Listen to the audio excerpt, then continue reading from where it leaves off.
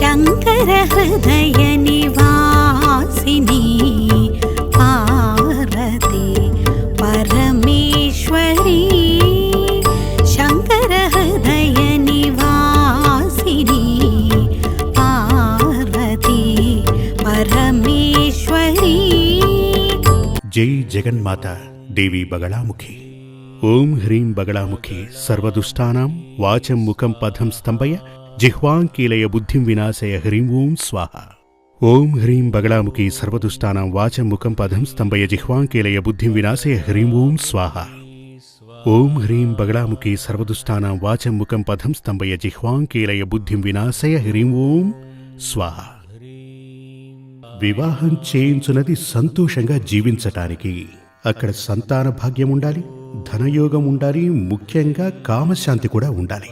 ఈ మూడింటిని ప్రధానంగా తీసుకొని జాగ్రత్తగా చూసినప్పుడు పొంతన కనుక లేకపోతే ఆ వివాహం ఫెయిల్. తప్పకుండా అక్కడ వివాహ రద్దు జరుగుతుంది.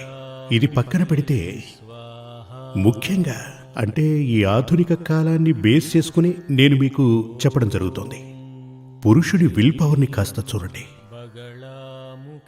ముఖ్యంగా ఈ కేసుల్లో మీరు ఏది తీసుకున్నా, విడాకుల కేసుల్లో ఏది తీసుకున్నా, ఆ కేసు కోర్టు వరకు వెళ్ళటానికి ముఖ్యమైన కారణం పురుషునికి విల్ పవర్ లేకపోవటం చేతనే. ఇదివరకే చెప్పినట్టుగా ఆ కామశాంతి విల్ పవర్ గురించి చెప్పానుగా. అదేమిటంటే ఇతన్ని వీళ్ళ ఇంట్లో ఉన్న కొంతమంది అస్సలు పట్టించుకోరు. మీకు తెలుసుగా, చాలా ప్రాంతాలలో పిల్లకి పెళ్లి చేసిన తర్వాత భర్తతో తను ఆనందంగా జీవించటానికి అది కూడా ఇంట్లోని ఆడవాళ్లే అయ్యుంటారు. గతం నుంచి మనం గనక చూస్తే ఇంట్లో అత్తా కోడళ్ల గొడవలు జరుగుతూనే ఉంటాయి. కోడలు అడుగుపెట్టిన క్షణం నుంచి గొడవలు మొదలు. ఇవన్నీ కూడా సమస్యలే. వీళ్ళందరినీ కూడా కంట్రోల్లో పెట్టగల పవర్ జాతకరీత్యా అతనికి ఉందా లేదా అని చూడాలి. అంటే అతని లగ్నాధిపతి పవర్ ఉందా అని చూడవలసి ఉంటుంది. లేదు అంటే అవన్నీ జరుగుతాయి. కానీ అతను భార్య దగ్గరకు భయపడుతూ వస్తాడు. అమ్మ గురించిన భయం, అక్క గురించి, చెల్లి గురించి భయం. ఈ విధంగా అలా ఉండకూడదు. వివాహం చేసుకుని ఇంటికి గనక తీసుకొస్తే వారికి చక్కటి జీవితాన్ని అందించాలి. అదేవిధంగా తనకు లోబడిపోయి అమ్మా నాన్నల్ని, సోదరుల్ని పక్కకు పెట్టకూడదు. దానినే అతని విల్ పవర్ అంటారు. వీటన్నింటినీ కూడా చూసి ఓ వివాహం జరిపిస్తే అంత్యకాలం వరకు సంతోషంగా ఉంటారు. ఇందులో సందేహం లేదు. వాటన్నింటినీ తెలుసుకోవాలి అంటే అందుకు అర్హత కలిగినటువంటి ఒక వ్యక్తికి మీరు మీ జాతకాన్ని తీసుకెళ్లి ఇవ్వాలి.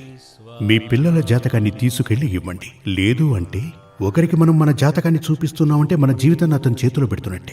బాగా అర్థం చేసుకోండి.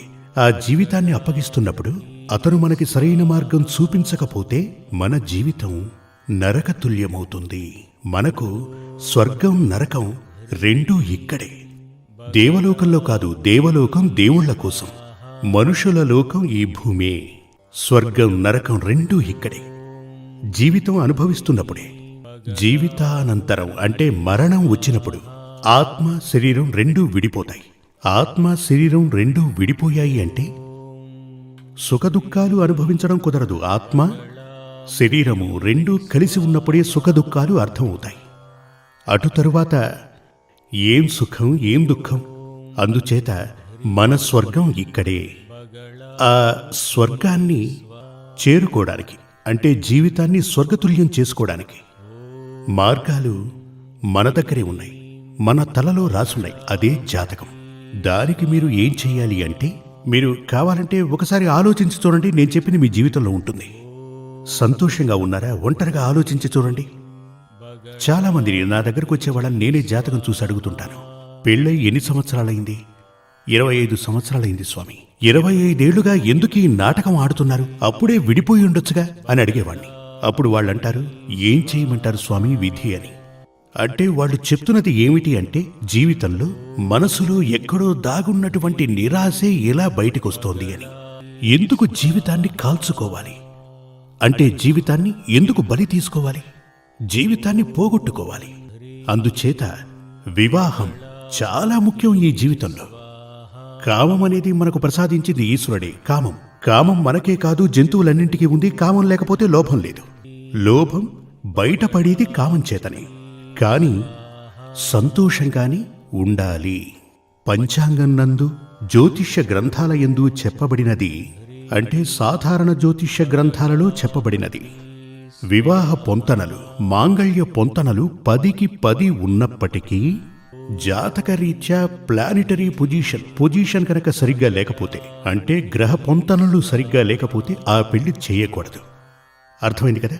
రాశి పొంతన, రాశాధిపతి పొంతన, రాశి పొంతన, వశ్య పొంతన, మహేంద్ర పొంతన, దిన పొంతన, దీర్ఘ పొంతన, ఇలా ఉన్నటువంటి ఈ విధంగా చెప్పబడినటువంటి 10 పొంతనలు స్త్రీ పురుషుల జాతకాన్ని చూసినప్పుడు, అంటే అబ్బాయికి అమ్మాయికి జాతక పొంతన చూసినప్పుడు ఈ 10 పొంతనలు ఉన్నప్పటికీ కూడా ప్లానిటరీ పొజిషన్ కరెక్ట్గా లేనప్పుడు, జాతకరీత్యా గనక పొంతన లేకపోతే ఆ వివాహం జరిపించకూడదు. మీకు జాతకమే గనక లేనట్లయితే నక్షత్రం మీకు తెలిసే ఉంటుంది. ఆ నక్షత్ర పొంతనని మాత్రమే చూడగలం. అంటే జాతకమే లేని వారికి ఆ నక్షత్ర పొంతన జాగ్రత్తగా పరిశీలించి వివాహం చేయొచ్చు. జాతకం గనక ఉన్నట్లయితే ఇదివరకే చెప్పినటువంటి నక్షత్ర పొంతనలు 10 ఉన్నప్పటికీ జాతక పొంతనలు సరిగ్గా లేకపోతే వివాహం జరిపించకూడదు. ఎందుకు అన్నట్లయితే ఆ 10 పొంతనల కన్నా కూడా జాతకం పొంతనే ముఖ్యమైనది. అలా ఉన్నటువంటి జాతక పొంతనలు చూసి వివాహం చేసుకొని సంతోషంగా ఉన్నటువంటి వారు చాలామంది ఉన్నారు. ఇదివరకటి పురాణ కాలాలలో ఆ కాలం దేవతలు కొలువు తీరిన కాలం. ఎక్కడో ప్రశ్న తలెత్తొచ్చు. ఇదివరకటి రోజుల్లో మా బామ్మ, తాతయ్య వాళ్ళందరూ కూడా జాతకాలవి చూసుకోకుండానే పెళ్లిళ్ళు చేసుకున్నారు, సంతోషంగా ఉన్నారు కదా అంటారు. ఆ కాలాలలో 2 విధానాలుండేవి. ఒకటి దేవతలు కొలువు తీరిన కాలం, అంటే నిత్య పూజలు, భజనలు, మంత్రాలు ఇలాంటివి చేస్తున్న టైంలో ఆ ఈశ్వరుడు మనందరినీ కూడా మంచి మార్గంలో నడిపించేవాడు. అందరికీ కూడా మంచే జరిగేది. అందుచేతనే ఆ కాలాలలో అలా ఉండేది. కానీ ఈ కాలంలో అన్నిటికీ ఆపోజిట్ ఉన్నాయి. సాధారణంగా చెప్తుంటారు కదా, కలియుగం ముగిసిపోయిందని. అది ముగిసిపోలేదు. ఈ కలియుగం ప్రారంభమై 5000 సంవత్సరాలే గడిచింది. ఇంకా దాదాపుగా 4 లక్షల సంవత్సరాలు ఉన్నాయి. 4 లక్షల పైమాటే. అంటే కలియుగానికి బాల్యకాలం ఇది. ఈ బాల్య దశలోనే ఎటువంటి సమస్యలు తలెత్తుతున్నాయో మీరే చూడండి. అంటే ఈ యుగంలో ఒక్కొక్క రోజు గడిచే కొద్దీ ధర్మం నశించిపోతోంది. అప్పుడు మీరు ఆచార్యుని వద్దకు వెళ్ళినా అతను ఏమనుకుంటాడు? వీళ్లకు ఏదో ఒకటి చెప్పి ఎలాగైనా దక్షిణ తీసుకుని పంపాలనుకుంటాడు. ఆ తర్వాత అతను ఏమైతే నాకేంటి అని ఆలోచించే ఆచార్యులు చాలా మంది ఉన్నారు. అదేవిధంగా అబద్ధపు జాతకాన్ని చూపించి వివాహం చేసుకునే వాళ్ళు ఉన్నారు. జాతకం, ఒక అమ్మాయి జాతకం గనక చూస్తే దానికి సరిపోయే జాతకాన్ని సెట్ చేసి ఇవ్వండి అని అడిగే వ్యక్తులు కూడా ఉన్నారు. వారిని తిట్టి పంపేస్తుంటాం. అంటే నా ఉద్దేశం ఏంటంటే, జాతకరీత్యా అనేక రకాల యోగాలు గనక ఆ అమ్మాయికి వచ్చి ఉంటే ఏదో విధంగా ఆ ఐశ్వర్యం తనకు వచ్చి చేరాలి అని వివాహం చేసుకోవాలని ప్రయత్నించేవారు ఉన్నారు. అలాంటి వారు ఇప్పుడున్న స్థితిని ఆలోచిస్తున్నారు, కానీ భవిష్యత్తు గురించి ఆలోచించటం లేదు. ఇలా చూడండి, నా ఉద్దేశం ఇప్పుడు లవ్ మ్యారేజెస్ బాగా జరుగుతున్నాయి. వీళ్ళందరూ కూడా వివాహానంతరం చాలామంది వస్తూ ఉంటారు. స్వామి, మేము 6 ఏళ్ల పాటు ప్రేమించుకున్నాం, ఇప్పుడు వివాహం చేసుకుంటే జీవితం సమస్యగా మారింది, ఎలాగైనా కోర్టుకు వెళ్లకుండా విడిపోయే మార్గాన్ని చూపండి అంటారు. ఇలా పురుషులు వస్తుంటారు, స్త్రీలు వస్తుంటారు. దీనికి కారణం ఏమిటి అంటే, ముఖ్యంగా ప్రేమించుకునే సమయంలో మగవాడైనా సరే అమ్మాయి అయినా సరే వాళ్ళ నిజస్వరూపం అస్సలు బయటకు రాదు కదా. మీరు కూడా ఒకవేళ ప్రేమించే పెళ్లి చేసుకున్న వ్యక్తి అయి ఉండొచ్చు. ఆలోచించి చూడండి, అంతా ఓ నాటక ప్రక్రియలో జరుగుతూ ఉంటుంది. మీరు ఒకవేళ కూల్ డ్రింక్ తాగాలి అనుకుంటే గనక చాలా స్టైలిష్గా తాగుతూ ఉంటారు కదా. అదంతా కూడా నాటక ప్రక్రియ. నిజస్వరూపం అస్సలు బయటకు రాదు. మాట్లాడేది, తినేది, వస్త్రధారణ ఇదంతా కూడా నటనే అని చెప్పాలి. అమ్మాయిలు నటిస్తారు, అబ్బాయిలు కూడా నటిస్తూ ఉంటారు. పరస్పరం వీళ్లకు తెలుసు ఆ అమ్మాయి నటిస్తూ ఉంటుంది, అతను కూడా అలాగే నటిస్తున్నాడు అని. కానీ ఆ నటన అలాగే కొనసాగుతుంది. కానీ వివాహానంతరం ఒక కప్పు కిందకి వచ్చినప్పుడు ఆటోమేటిక్గా ఏం జరుగుతుంది? ఈ ముసుగు, ఈ నటన వెంటనే తొలగిపోతుంది. నటన ఎంతో కాలం సాగదు కదా. ఇతని స్వభావం మెల్లమెల్లగా బయటకొస్తుంది, అమ్మాయి స్వభావం కూడా మెల్లమెల్లగా బయటకొస్తుంది. అప్పుడు ఏమవుతుంది? సమస్య మొదలవుతుంది. రేయ్ నువ్వు పోరా, నన్ను మోసం చేశావని. ఇతను అదే అంటాడు. చూడండి, వివాహం అనేది ఇదివరకు చెప్పేవారు కదా, స్వర్గంలో నిర్ణయించబడుతుంది అని. సంతోషంగా జీవించటానికే. సంతోషం అంటే ఆ ప్రేమ, ఆ లవ్. పాత పంచాంగంలాగా మళ్ళీ చెప్తున్నా, కళ్యాణానికి ముందు కాదు, కళ్యాణం తర్వాత కూడా ప్రేమ ఉండాలి.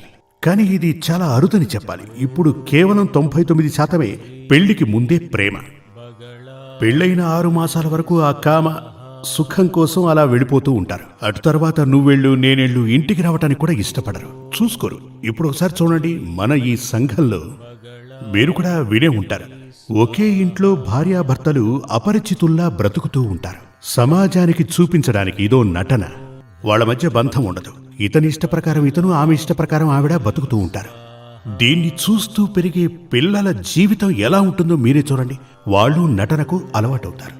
జీవితం అంతా నాటకం అయిపోతుంది.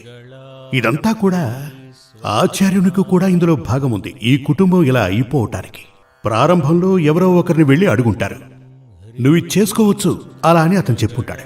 ఆ తర్వాత వీళ్ళు అడిగితే ఏం చెప్తాడో తెలుసా? అది మీ కర్మ అంటాడు. అలాంటి వాణ్ణి తరిమి తరిమి కొట్టాలి కదా.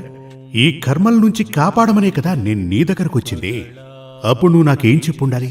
ఇలా వెడితే నీకు మంచిది కాదు, నువ్వు వెళ్ళవలసిన దారి ఇది, అది కదా నువ్వు చెప్పాల్సింది. అంటే ఎప్పుడూ కూడా మన జీవితం యొక్క ఏమంటారు స్టీరింగ్, ఆ స్టీరింగ్ అనబడేదే మన జాతకం. అది ఓ మంచి వ్యక్తికి చూపించండి, అతను మీకు చెప్తాడు. ఏ విషయమైనా చూసి టక్కున చెప్తాడు. ఆ 12 గదుల్లో లేనిది ఈ ప్రపంచంలో ఏదీ లేదు. అతను చెప్తాడు, నువ్వు ఏం చేయాలి, ఏం చేస్తే నీ జీవితంలో సుఖం, సంతోషం, ధనభాగ్యం, ప్రశాంతత లభిస్తుందో. మనకు కావాల్సింది ఇదే కదా, సుఖం, సంతోషం, మనశ్శాంతి, ధనయోగం ఉండాలి. ఇవన్నీ కలుగుతాయి. ఏంటంటే ఈ భూమిపై నివసించే మనం స్వర్గప్రాప్తిని పొందాలని ఆ పరమేశ్వరుడు భావిస్తుంటాడు. అందుచేతనే సకల సుఖభోగాలను ఈ భూమిపై సృష్టించాడు. ఈ భూమిపై పుట్టిన ఒక్కొక్క మనిషికి, మనుషులకే కాదు సకల జీవరాశులకి ఇక్కడున్న సుఖభోగాలపై హక్కు ఉంది. ఈ భూమి మన సొంతం. ఇక్కడ పుట్టిన ప్రతి ఒక్కరికి ఈ భూమిపై ఉన్నటువంటి సకల సుఖభోగాలను అనుభవించే అవకాశం ఉంది. కొందరిని అవి వెతుక్కుంటూ వస్తాయి, కొందరు వాటిని వెతుక్కుంటూ వెళ్ళాలి. అప్పుడు నాకెందుకు అవి దక్కట్లేదు, అవి నన్ను వెతుక్కుంటూ వస్తాయా లేక నేనే వెతుక్కుంటూ వెళ్ళాలా? వెతుక్కుంటూ వెళితేనే దక్కుతాయా? వాటిని దక్కించుకోవడానికి అసలు నేనేం చేయాలి? ఇటువంటివన్నీ తెలుస్తాయి. అందుకుగాను కాస్త బుర్రను ఉపయోగించండి.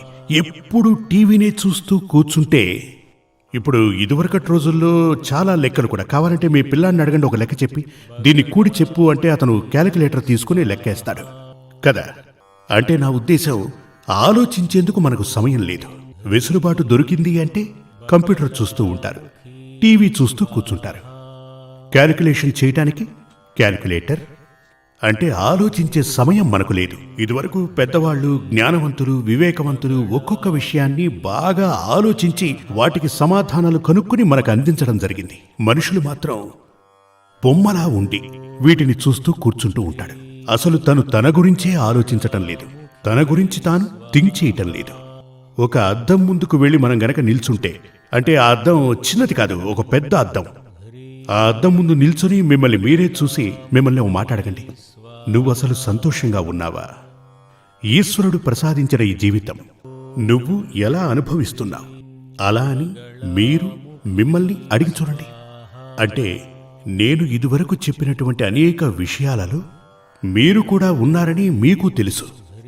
జీవితం ఒక్కసారి దొరుకుతుంది, ఖచ్చితంగా మరో జన్మ ఉంటుంది. మంచి పనులే చేస్తే ఖచ్చితంగా మనిషిగానే పుడతాం, లేదు అంటే ఎలా పుడతామో ఏంటో మనమైతే చెప్పలేం. అందుచేత ఈ జీవితం కొంతకాలమేగా, సంతోషంగా గడపాలి, నలుగురికి ఉపయోగపడేలా జీవించాలి. మనం మరణించాక కూడా మన గురించి 10 మంది మాట్లాడుకోవాలి, మనల్ని గుర్తుంచుకోవాలి.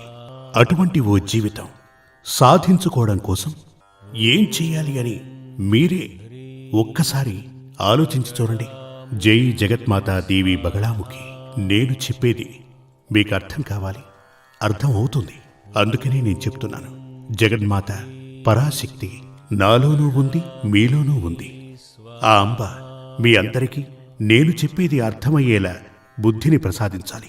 జై జగన్మాత దేవి బగళాముఖి. శ్రీ సూర్యమంగళం అద్వైత వేద విద్యాపీఠంలో తాంత్రిక పూజల్లో సిద్ధహస్తులైన ఎందరో ఆచార్యులు అమావాస్య, పౌర్ణమి రోజుల్లో ప్రత్యేక యాగాలు నిర్వహిస్తారు. ఈ యాగాల్లో పాల్గొనడం ద్వారా తల్లి శ్రీ బగళాముఖీదేవి అనుగ్రహం వల్ల సర్వదోషాలూ పోయి సకల సౌభాగ్యాలు మనకు కలుగుతాయి. శ్రీ సూర్యమంగళం అద్వైత వేద విద్యాపీఠం జ్యోతిష్యం, ప్రశ్నలు, వాస్తు, తాంత్రిక పూజలు మరియు వేదయాగాలు నిర్వహిస్తారు. సంప్రదించవలసిన నంబర్ 7305442299 7305442299. చెన్నై, కోయంబత్తూర్, బెంగళూరు, హైదరాబాద్, విజయవాడ, ఢిల్లీ, ముంబై, తిరునల్వేలి, టెక్సాస్.